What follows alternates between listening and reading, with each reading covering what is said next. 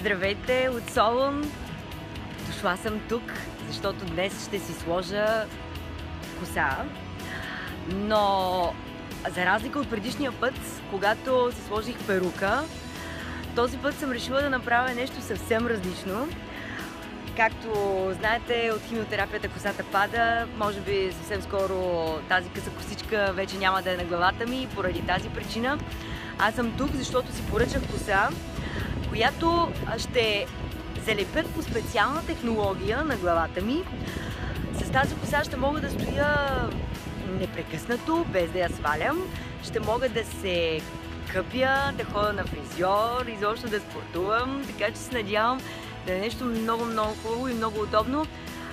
Всъщност, освен заради себе си, защото искам да бъда красива, освен заради детето си, защото му обещах, всъщност искам да направя всичко това и до някаква степен заради жените, които ще имат нужда от нещо подобно след мен, защото по този начин на собствен гръб ще мога да използвам и да, как да кажа, да разбера от личен опит дали всъщност тази система е добра, дали ще се чувствам добре, дали ще ми е удобно, така че отивам, ще ви залепят косата, след което ще ви покажа точно как се случва всичко и тепърво ще ви разказвам как се чувствам. Чао!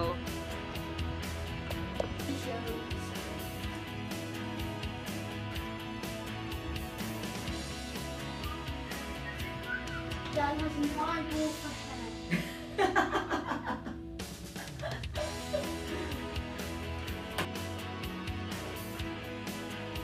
It's a big experience.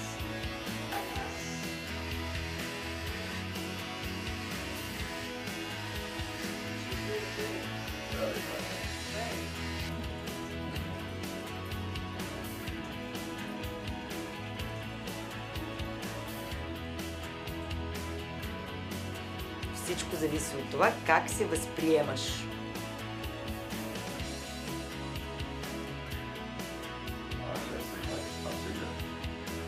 you like it?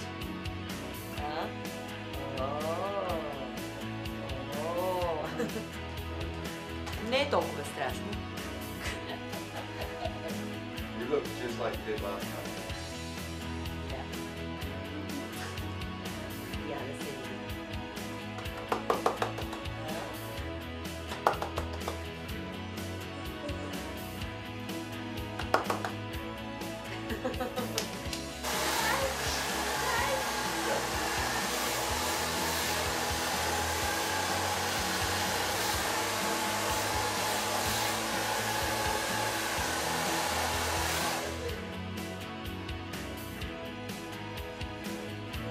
Very nice.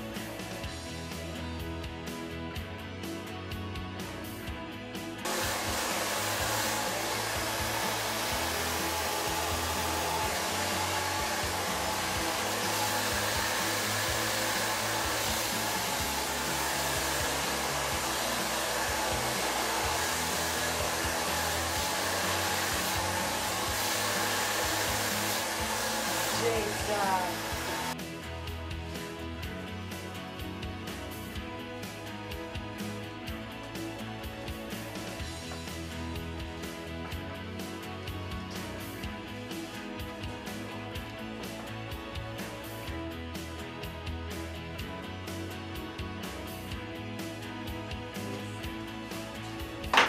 Incredible. Spin round.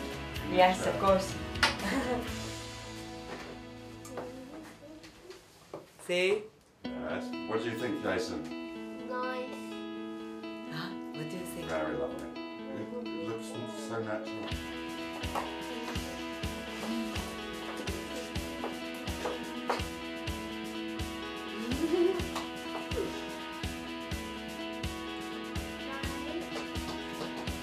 Yes.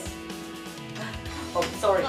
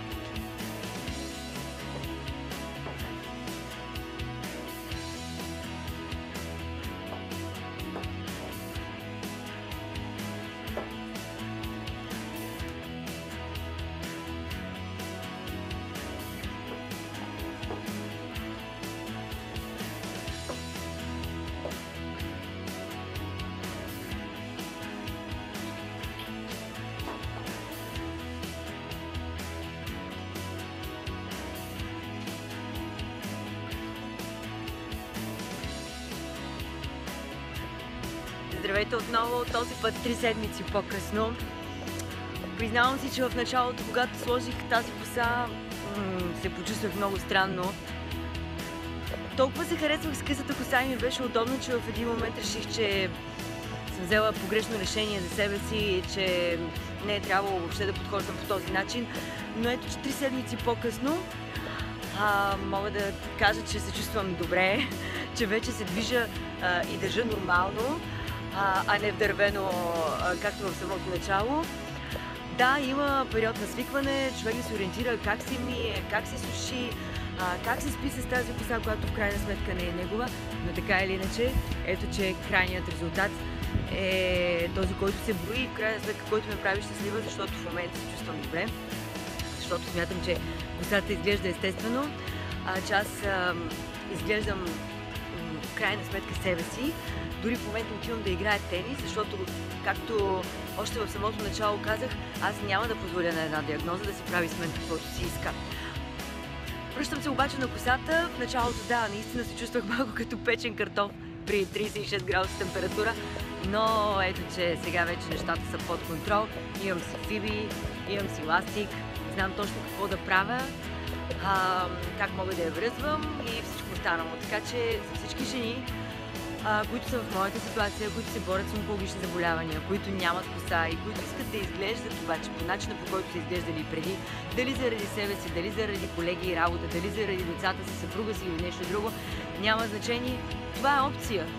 Това е единственото, което искам да ви покажа. Да знаете всички възможни варианти за себе си и в крайна сметка да изберете вашия. Защото аз избрах моя и макар и в началото да се съмнявах, сега съм абсолютно сигурна, че решението за мен беше правилно. А ето сега да ви покажа моят син и съпруга ми, които вече играят тенис. Някъде там зад гърба ми и аз отивам да се присъединя към тях. Чао!